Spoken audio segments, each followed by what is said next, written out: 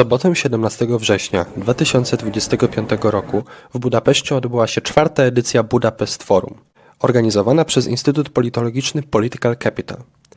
Wydarzenie zgromadziło polityków, samorządowców i aktywistów o orientacji lewicowo-liberalnej oraz zielonej, którzy przez cały dzień dyskutowali w 8 panelach dotyczących różnej tematyki, od geopolityki i zmian klimatycznych w samorządach, przez analizę motywacji wyborców partii populistycznych, po przyszłość Ukrainy w Unii Europejskiej.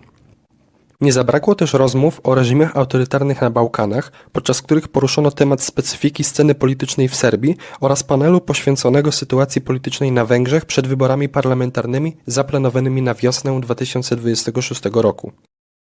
Forum otworzyły wystąpienia prezydenta Warszawy Rafała Trzaskowskiego i burmistrza Budapesztu Gergely'a Karácsony'a.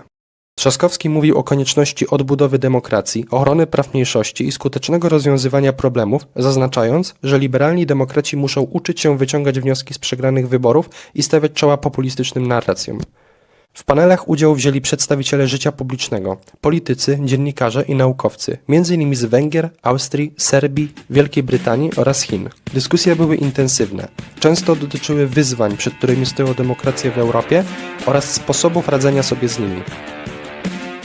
Podczas tego intensywnego dnia miałem okazję porozmawiać z burmistrzem Budapesztu Gergely'em Karácsony'm.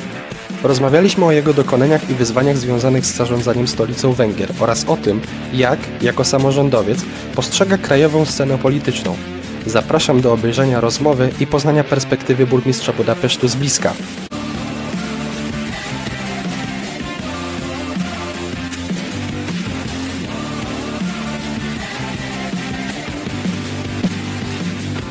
Welcome, Gergely.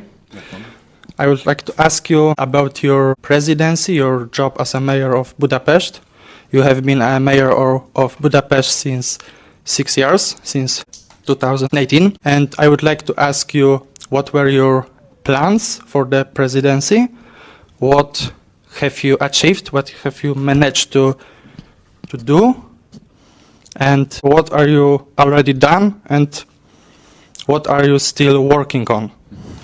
Budapest, like many other cities, have experienced lots of crises. Part of these crises are similar to other cities experience, for example, Warsaw, climate change, housing. But there are also other types of crises that are particular to Budapest, in domestic politics especially. The national government's doing everything in its power to prevent us from being able to develop the city. But even despite the government's attempts, we're proud of the results of the past 6 years. We've managed to improve public transport dramatically and create a thriving, diverse city. Okay, the second question is about your relation with the central government, because 6 years ago you have defeated the István Tarlós from the Fidesz-KDNP party, and now, since 2019, the city and the country have two different governments that are the political rivals, let's be honest. And how do you see the relations with the central government? How is the cooperation going, if even there is a cooperation? Sajnos nem mondhatom azt, hogy jó lenne a viszony, sőt, igazából egy ellenség. But to sum up very shortly, it's a very bad relationship. The government's been extremely hostile towards the city of Budapest.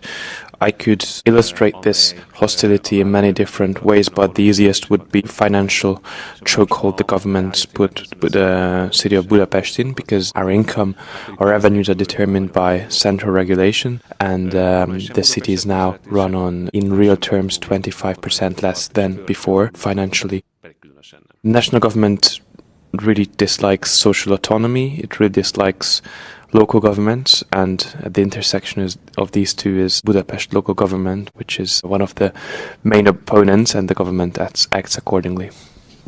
Thank you. And the last question is about the domestic politics.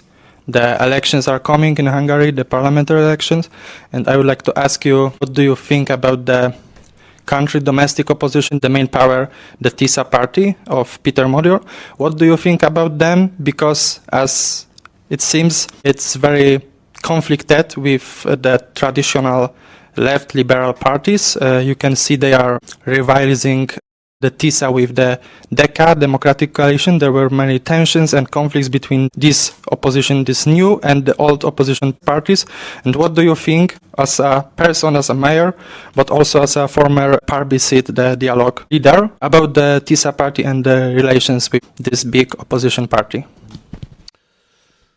Hungarian domestic politics is undergoing major changes. What didn't change is that I still support that there should be a change in government, and that's why I support TISZA party to, or I root for TISZA party to win the election. There are lots of conflicts, major conflicts in the opposition political scene that are interesting for politicians, for voters. Not really. Voters want the opposition to win, and because of the Hungarian election system is quite disproportionate, Hungarian voters vote strategically and they see TISZA to be able to defeat Fidesz, so they vote TISZA. I wish TISZA all the best of luck and success, and I really hope that changing government will strengthen the role of local governments, because that's in the interest of the whole country.